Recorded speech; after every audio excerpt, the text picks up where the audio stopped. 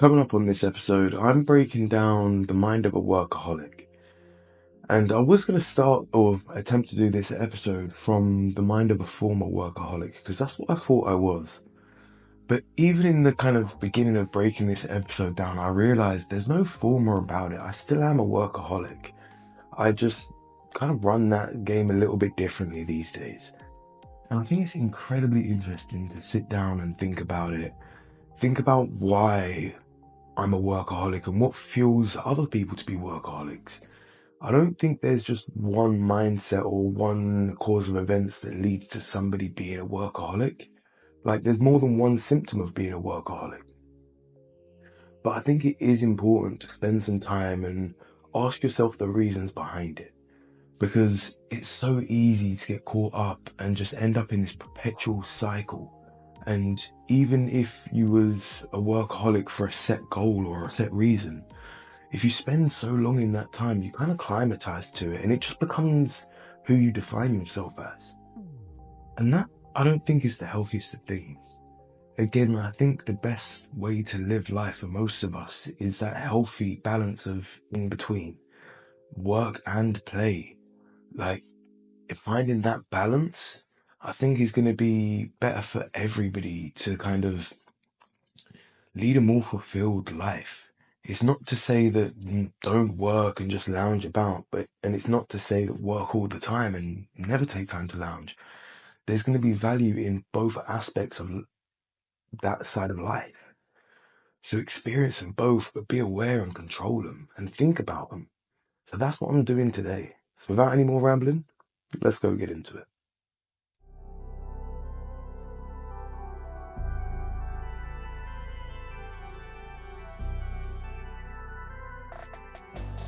What's going on, beautiful people? This is the Perspective Chasers podcast. I am your host, John, and on this episode, I'm thinking about being a workaholic.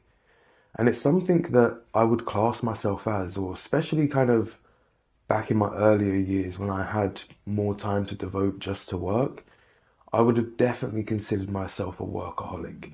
These days, maybe not so much. Like, I spend half of my time being a father, and that's a non-negotiable for me. But in thinking about doing this episode and the kind of aspects of kind of workaholism or however you say it, like, I think I still am a workaholic. Like, anytime I do get to work and get to grind, I'm doing it. Like, anytime I can spare to work, that's my priority. Outside of dad duty, which is obviously my number one priority, work's up there at number two.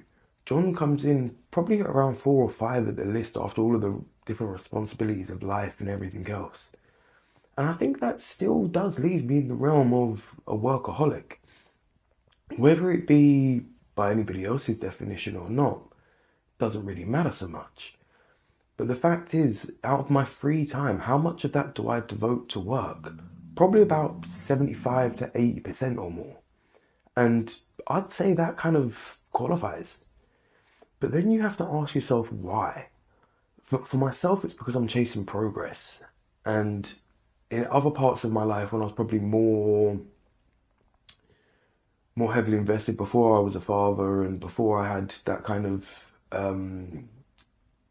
half of my time devoted there, I was chasing progress a lot of the time. But as well, there was a massive element of escapism. Like, if I was working, I was out the house, which wasn't in a comfortable environment for me. I wasn't like sat there dwelling on my problems or whatever. I felt like I was doing something. And I think that's a big part of what fuels being a workaholic.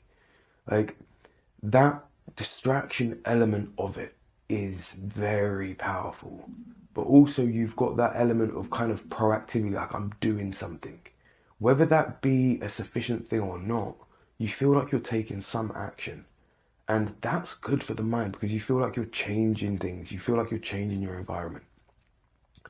So those times when I was like, oh, I need to do this amount of hours or earn this amount of money or whatever else, that was my focus. I didn't put any thought into what that effect would be on my body, what that effect would be on my mind.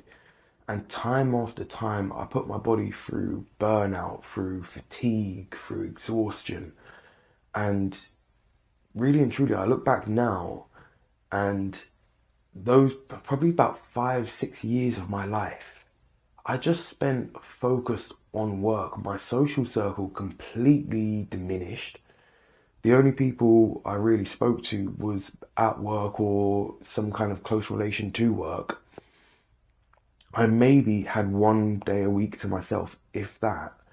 And I was constantly, I mean, even sitting here thinking about it, just to give you some context of my weeks, back when I was working security, I'd work 6 to 12 hour nights a week.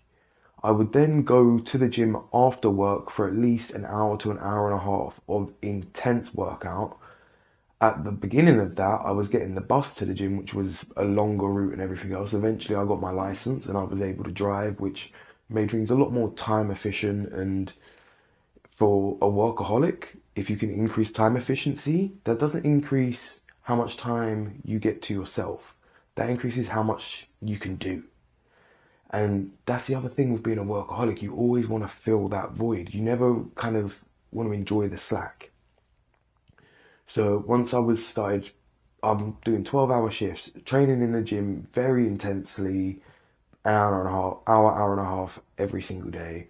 I then chose to study after getting my license and everything else to become a personal trainer. So I've done that on top of all of the hours that I was doing. Any holiday that I did have from work, I would use to kind of bridge my days off. So I'd get paid literally round the clock. So I would maximize my money. But I was also maximizing my tax in those times. So really and truly, I was losing as much as I was probably losing more than I thought I was gaining. So again, there's this line where you can find about like, how much do you need to live? How much do you need to enjoy life? But then how much time do you have left to actually enjoy that life? So many of us work so much that we don't end up with any time to enjoy that life. Even if you take the concept of retirement, most people are going to retire around 75, 80. If that's true, what is going to be the level of your health for most people these days when you reach that? Say by that point, financially, you are taken care of and you don't have to work. You haven't got that kind of obligation in your time. But now, how good is your health? How strong is your body? How strong is your mind? How much do you want to do? Whereas all of that time that you spent grinding away and everything else, that was essentially your best years.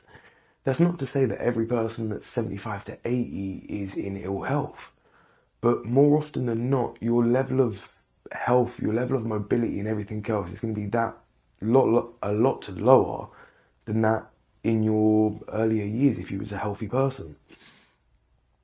So, I mean, that's a massive kind of hat tip to staying healthy into your later years, so that if you are a workaholic and you are kind of guaranteeing or relying on the retirement to give you your break, make sure you're taking care of your health in the meantime then, because you're going to need that to be able to enjoy that time. So if you're not taking care of your body now, if you're neglecting all of those different side of things, which probably happens or definitely happens with a workaholic, like the other aspect of like, when I was doing all of that stuff, I was also like meal prepping and I was very regimented in my eating and this and everything else. I was taking control of everything, which again is another kind of, damn it, I've lost my words. It's another massive symptom of being a workaholic, taking control of everything or trying to control everything. And sometimes that's good. Sometimes things need to be controlled, but you can't control everything. And sometimes things just need to be let to develop. So like in relation to my eating, I controlled that so much that I literally made myself sick of eating the same food. You could have asked me, John, what are you eating 6 weeks from now on a Tuesday for lunch? And I'd have been able to tell you. That's how kind of repetitive my food was. And because of that, and over time, I changed seasonings, I changed the way I was cooking things, I changed flavors and everything else. But eventually, I just got sick of it. My body just got sick of the same. and it just craved something different. It craved rubbish, to be quite frank. And sometimes we need that. Sometimes you need a bit of mental rubbish. You need to binge watch a series or talk some nonsense with some people or go on a mad night out and just let yourself lose control a bit, let your hair down. But again, it's about being aware of all of these things. So once you start asking yourself the questions about like, am I a workaholic and why and all of these things, it snowballs out. And I definitely didn't realize that I was still a workaholic. I still realized that I was on the grind. But again, because a lot of my time or half of my time is spent with my daughter, I don't think that I'm always working. I'm half the time I'm a dad, half the time I'm working. So you kind of disassociate it a little bit. But again, if you look at it as an aspect of your free time, so if you ask yourself that question, how much of your free time outside of your other life obligations do you spend solely working or thinking about work? Like the amount of people that take their job home with them. And don't get me wrong, again, sometimes it's good. Sometimes you've got a problem that is just riveting and you can't let go of it. Or sometimes something's just bugging you and you just want to figure it out or whatever it is. And that's okay. But again, if that's all the time, you need a break. And you need to take that time to kind of ease off the gas. Even if you was a literal machine, if you was run 24/7, 365, you would break down repeatedly. So what makes you think you're any better than that? You're gonna be exhausted. You're gonna get run down. You're gonna get ill. I'm still coming off the back of an illness. And that's why I'm all like nasally and there. But work still needs to be done. So guess what? Whether I'm ill, whether I've got the sniffles, whether I've got the squirts, whatever it is, I'm going to get it done because there's a job and it needs to be done. And I think that is a very good aspect of being a workaholic, having that commitment to something, making sure you see things through. But again, everything has its time and a place. Sometimes you need to take a little bit of time off.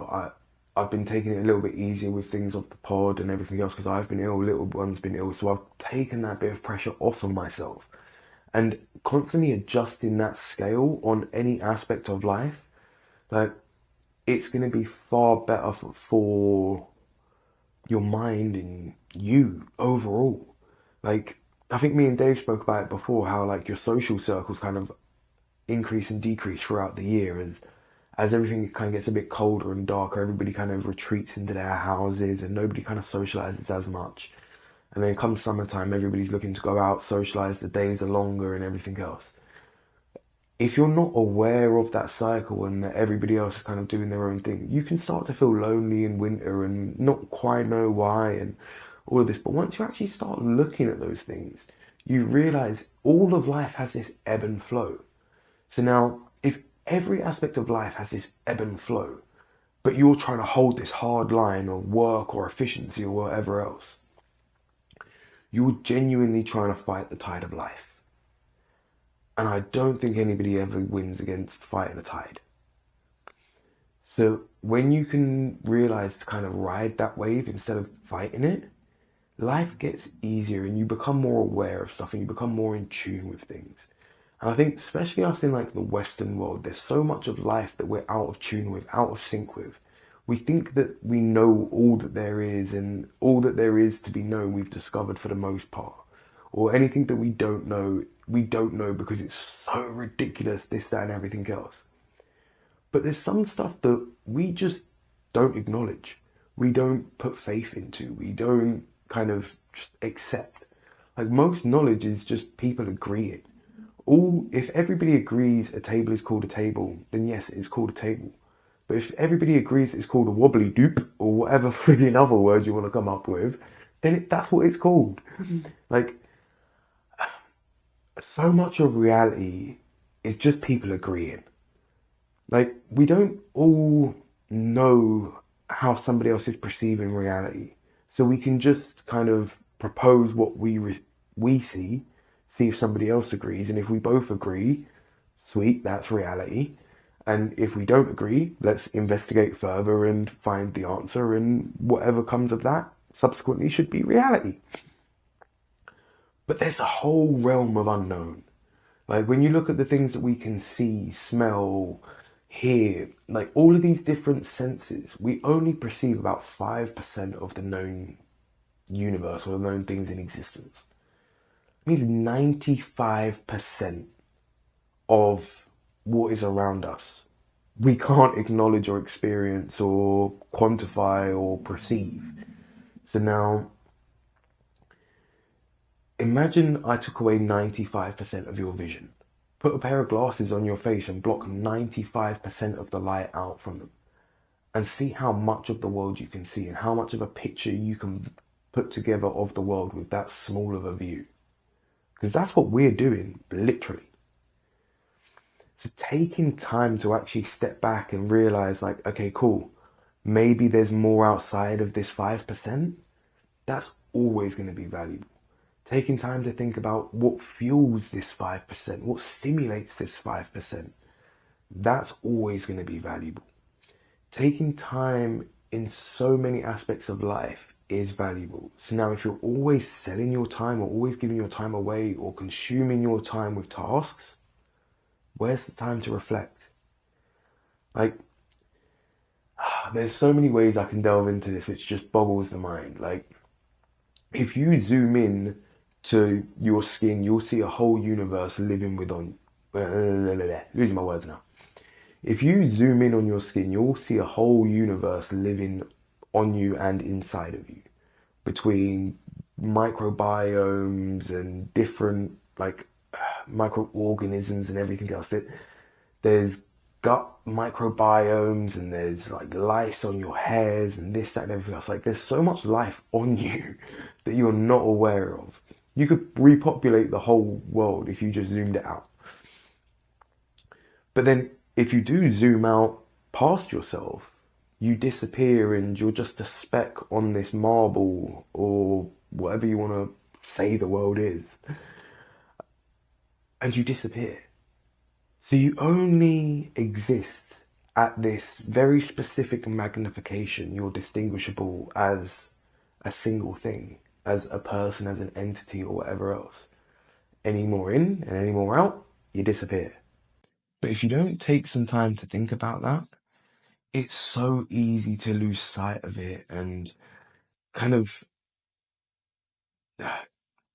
it's, I suppose it's easy to kind of feel minuscule and also gigantic when you think about that.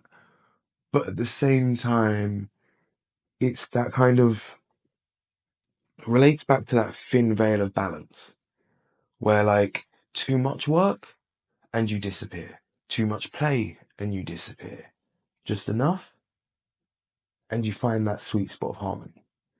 Same with happiness, too much happiness and you kind of lose sight of what happiness is. Too much misery and you lose sight of what happiness is and what misery is. So you always need that contrast in life. You always need that back and forth. Like the yin and yang, the kind of white fish chasing the black fish. They always need each other. If one was to win the battle over the other, they both disappear. So they need that duality. They need that dance. So when we lose sight of this dance within ourselves, we lose sight of ourselves. So find that dance, find your balance. Like to this point, I kind of know where I want my balance to be, but I guess kind of as a workaholic would always say, I almost have to go harder so that I can ease off down the line, which it sounds like a bit of a cop out, but I think there is so much truth in it. And the more you're aware of it, and as long as you are genuinely intending on making that step down and stepping off that ship and stepping off that bandwagon or whatever you want to put it as, like, as long as you are consciously trying to reorganize and reshuffle, that takes time. So allow that. Again, be conscious about what you're doing and how kind of life is evolving. But make sure when things are ready, you do actually step off and you don't end up institutionalized and so hypnotized by the routine and the cycle that you forgot why you got on that trip in the first place. But I think so many of us start down a path that we lose sight of, and we just walk and walk and walk, and eventually we just define it as our path. And we forget where it started or why we started it in the first place. So as always, take that time to think about these things. Ask yourself some of the questions. Are you a workaholic?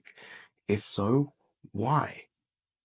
Like, it's fine if you are, it's fine if you ain't.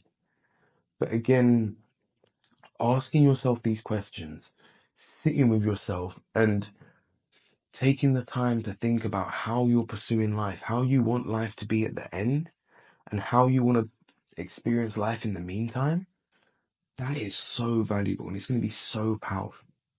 Like, I mean, we do it all the time these days with a sat nav, right? When you're driving up the road, your sat nav will recalculate if an accident happens, if there's congestion or whatever else for the fastest and most efficient route. It does that because it's constantly analyzing the roads. That's what we need to do. Constantly analyze the roads of life. If you constantly look at the roads, look at the conditions, look at if the weather's changed, if an accident's happened, if there's just a bad driver on the road or whatever else. If you're constantly surveying the lands in that sense, you're always going to make your journey as efficient as possible. Does it mean that you're never going to get caught up in a bit of traffic or be a bit late? No, but it means you stand the best chance of running a smooth journey. And that, again, that's probably a control aspect of that kind of workaholic personality, which it is actually something I do, even if I'm on a route that I know very well and I can drive like the back of my hand or whatever else. I put the sat nav on silent just so I can see the road conditions and see how long roughly it's going to take me, if there is any congestion or whatever else. Again, it's that kind of controlling side of things, but I like to be aware of my surroundings. The more you are aware of your surroundings, the more you can make informed decisions. So that's why I don't believe in kind of living with your head in the sand. And you can't do that when it comes to work because it's so easy to get caught up in that cycle. It's so easy to think like, yeah, I'm just going to keep working. Like, look, we're in December now. I remember doing this in January and kind of what I was going to set up for the year and everything else. I've said it repeatedly now, like January feels like it was 6 months ago. This year has flown by and we always say it because you get focused on what you want to do, where you want to go and kind of all the things that you want life to be. But then you lose sight of all the things that life is. And that's why I think like my daughter was such a kind of life-changing thing for me because she does make me stop and slow down for that half of a week. I'm not going to sit here and say it's a perfect equation. Sometimes I'm still trying to get a little bit of work done or my mind's elsewhere or whatever else. But she is my anchor that says, dude, slow down. Take a minute, enjoy life, play, laugh, have a bit of fun, realize there is more to life than just chasing down a path or a goal or a mission. And some, not everybody has somebody or something like that. But I think that comes from sitting down and thinking about it and realizing it.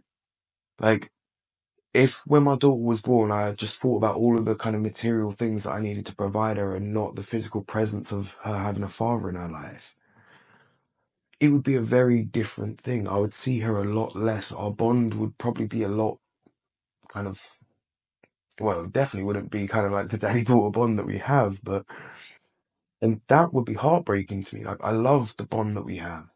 And that only comes from the time that we spend together. And that time that you spend with people is where you make those bonds. So now if you're spending all of your time at work and just bringing back material things, like, yeah, some people do appreciate material things. I've met some people like that in my life and not gonna lie, they're not my type of people, but it doesn't mean they're not everybody's type of people. But for me, like, that material is never gonna replace the physical. And again, it might be because I grew up without my dad around and everything else. Obviously, like, not because he left, but because he died. So there was literally no option for him to be around. So like, I kind of always value that presence of somebody, whether it be a parent, a friend, or whatever else. That presence is valuable to me. But other people value other things. again, is something that's realized when you take that time to sit down with it. As always, take that time and sit down with it. But I'm going to wrap this episode up there. There is kind of a lot I've bounced around on, and this is a little bit of a rushed episode, but I do think it is an important concept, and there are many important things to ask yourself if you are a workaholic. And if you're not, there's still important questions to ask yourself, important realizations to have. It's not a bad thing to be a workaholic. It's not a good thing to be a workaholic.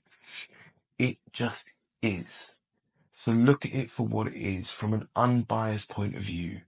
Try to look at it kind of all around and just see it for what it is. See the good, the bad, and everything in between. Because everything in life has that spectrum of it. And yeah, take that time to sit down and think about your life a little bit. The seed for this episode is going to be take some time and realize what you want to do with your year. The new year's coming, and 12 months isn't a long time. It's 52 weeks, and that goes very quickly when most people are wishing for the weekend. That's 52 weekends. That's really not a lot. Some of them you're going to be ill, some of them the weather's going to be bad, some of them you're just going to be busy. The year is going to go quick. So try to set out a rough plan. Again, allow for life to go up, go down, or whatever else. Don't fight that tide of life. But just give yourself a little rough idea, just so you know what direction you're heading and why. So that if you do feel lost throughout the year, you can look back at it. If you do feel that you're not accomplishing anything or you're feeling a bit low about yourself, you can look at that list and you can say, okay, well, why am I feeling like this? Have I accomplished the things that I wanted to? If so, then I should be feeling better about myself. If I haven't, well, then there's my reason why. Set yourself up for victory because nobody else is going to. Take that time, think about things, and set yourself up best you can. All the best, and I'll catch you on the next one.